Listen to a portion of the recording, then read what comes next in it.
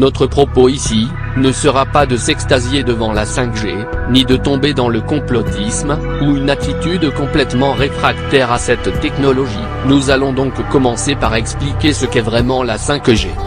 La première génération de téléphonie mobile, notée 1G, possédait un fonctionnement analogique, et était constituée d'appareils relativement volumineux. La seconde génération de réseaux mobiles, notée 2G, a marqué une rupture avec la première génération de téléphones cellulaires, grâce au passage de l'analogique vers le numérique. La 3G propose d'atteindre des débits supérieurs à 144 kb, ouvrant ainsi la porte à des usages multimédia, tels que la transmission de vidéos, la visioconférence, ou l'accès à Internet haut débit. Alors qu'en 3G, les données Internet et conversations téléphoniques étaient séparées, la 4G réunit l'ensemble de ces données. Cela garantit un transfert de données de meilleure qualité. La 5G ne doit pas être vue comme une simple évolution de la 4G. C'est en réalité une technologie de rupture. Elle se distingue des générations précédentes en ce qu'elle vise, dès sa conception, à intégrer un nombre de cas d'usage inédits. La 5G doit prendre en charge des applications telles que les maisons et bâtiments intelligents, les villes intelligentes, la vidéo 3D, le travail et les jeux sur le cloud, les services médicaux à distance, la réalité virtuelle et la réalité augmentée, les communications massives de machine à machine, pour les systèmes d'automatisation industrielle. Pour l'utilisateur smartphone. Vitesse de téléchargement 7 fois plus rapide. Courant streaming. Apprentissage interactif. Navigation 3D.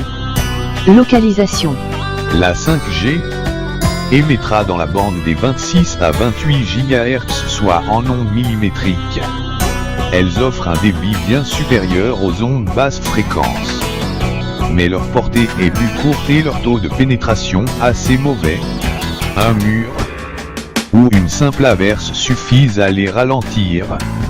Afin d'obtenir une bonne couverture de réseau, il faut donc multiplier les antennes pour contourner les obstacles.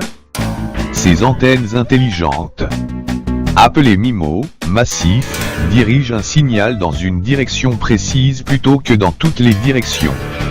C'est le beamforming, filtrage spatial. Dans un premier temps, la 5G utilisera la bande des 3.5 GHz, la bande de la 4G est 2.6 GHz.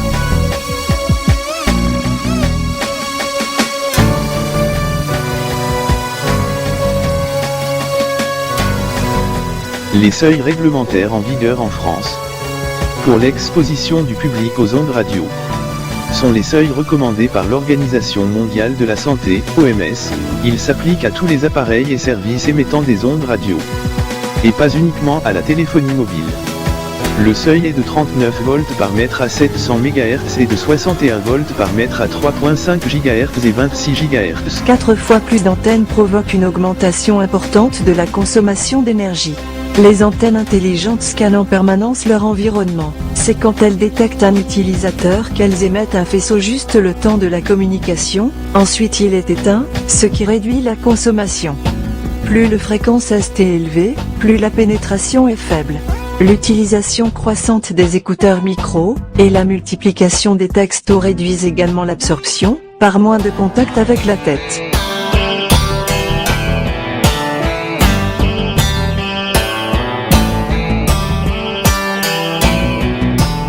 La consommation de stations de base, BTS, 5G à 3.5 GHz et un MIMO massif, sera 300% à 350% plus énergivore qu'une station de base 4G, un site cellulaire 5G. Dans les bandes 2.6 GHz et 3.5 GHz doublera presque la consommation 3G plus 4G, pour atteindre une moyenne de 10.4 kW, avec 13.7 kW pendant les périodes de pointe. Mais ce problème n'est pas limité au réseau téléphonique. La pollution numérique en général est considérable. Les anti-5G ont la conviction qu'il y a des effets néfastes sur l'homme et sur l'environnement. En témoigne le moratoire sur les dangers de la 5G. Demandé dès 2017 par une communauté de 230 médecins et scientifiques. Ou encore le recours devant le Conseil d'État. Déposé en janvier 2020 par les associations Priorité mais agir pour l'environnement. Mais la réponse exacte c'est qu'il est encore trop tôt. pour avoir quelques certitudes que ce soit sur les effets présumés de la 5G sur la santé, tant que davantage d'études scientifiques ne seront pas menées. Le déploiement de cette technologie se fera donc à l'aveugle d'un point de vue sanitaire. Pour l'instant, seules les personnes atteintes d'hypersensibilité ont ressenti des effets négatifs. Des milliers d'antennes à travers la France. Facile à installer dans les villes. Mais qu'en sera-t-il pour la ruralité, qui parfois ne dispose même pas de la 4G, alors que l'on prend conscience que le numérique est une ressource critique, non renouvelable, qui sera épuisée dans une génération? Peut-on encore se permettre de grader le réseau mondial de téléphonie pour ne pas avoir à éco-concevoir nos services numériques? La 5G est inutile pour la plupart des usages numériques courants. Pourtant, des antennes sont déjà installées sur des sites expérimentaux. La société connectée que l'on nous promet, est en fait une société coercitive, où les tenants du pouvoir politique et économique, tiendront les peuples sur leur joug. La 5G, va surtout servir aux institutions et aux entreprises, c'est pour cela qu'ils sont prêts à s'y engager, sans prendre en considération les problèmes d'éthique. Après les considérations écologiques, de santé, et d'environnement, des volontés plus sournoises, se cachent derrière le développement mondial de la 5G.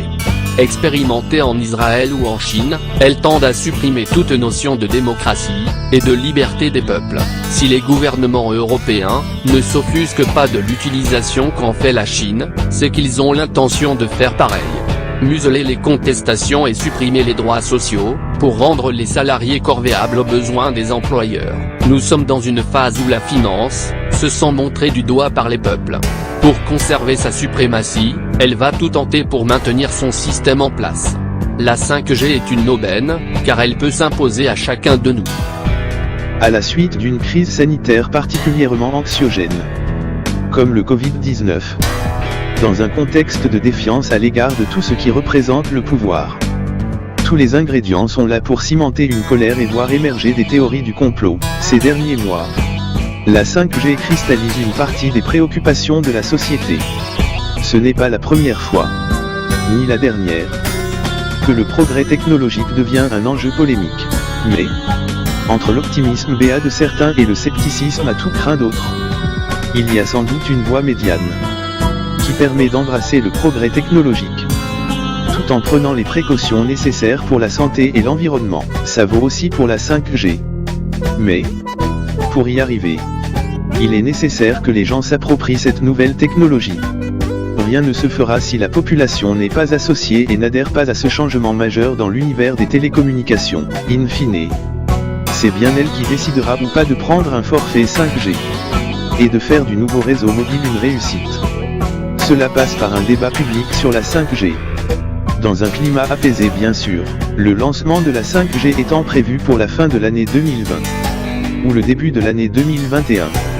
Il ne reste que quelques mois pour l'avoir, mais c'est à ce prix, et seulement à ce prix, qu'on sauvera la 5G du fiasco, et qu'elle ne sera plus le réseau de la colère. Ce problème, comme beaucoup d'autres, montre la coupure qui existe entre les décideurs et la population.